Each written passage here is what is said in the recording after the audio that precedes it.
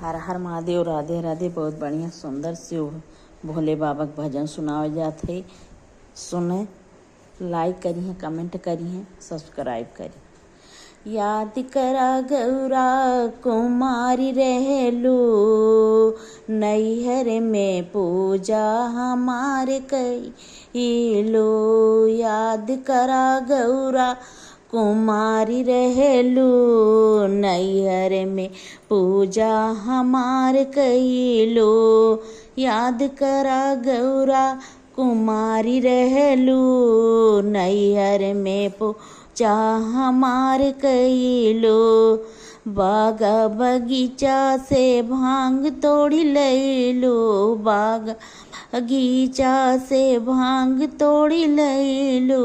भांग तोड़ी अयो हो भांग तोड़ी लायो, भांगिया चढ़ायो के पूजा कइलो। नैहर में पूजा हमार कइलो, अरे नैहर में पूजा हमार कइलो।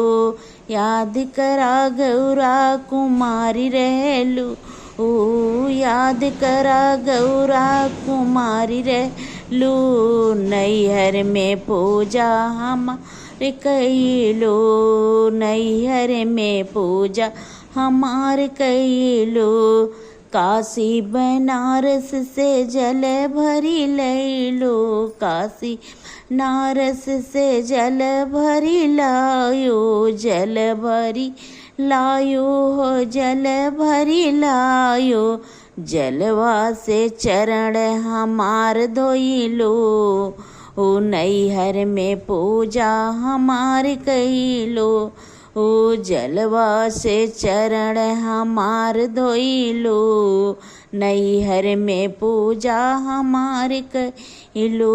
याद करा गौरा कुमारी रहलू, याद करा गौरा कुमारी रहलू, नैहर में पूजा हमार कइलो।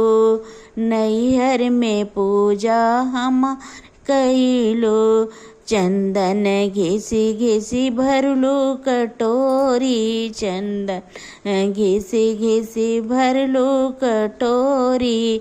भरलू कटोरी हो भरलू कटोरी, मथवा पे तिलक रे हमार लगलो। मथवा पे तिलक हमरे लगलो, नैहर में पूजा हमार कइलो। अरे मथवा पे तिलक हमारे लगलो, नैहर में पूजा हमार कइलो।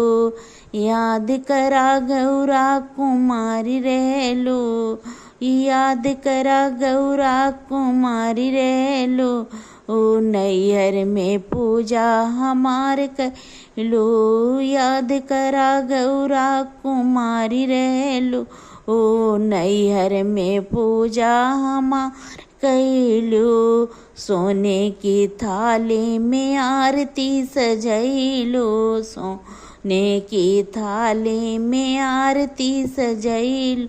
ओ आरती सजैलो हो आरती सजैलो, सुबह शाम पूजवा हमार कइलो।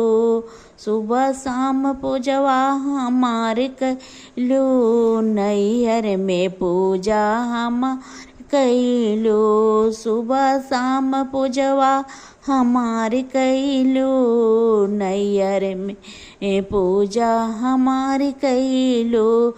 याद करा गौरा कुमारी रहलू, ओ नैहर में पूजा हमार कइलो।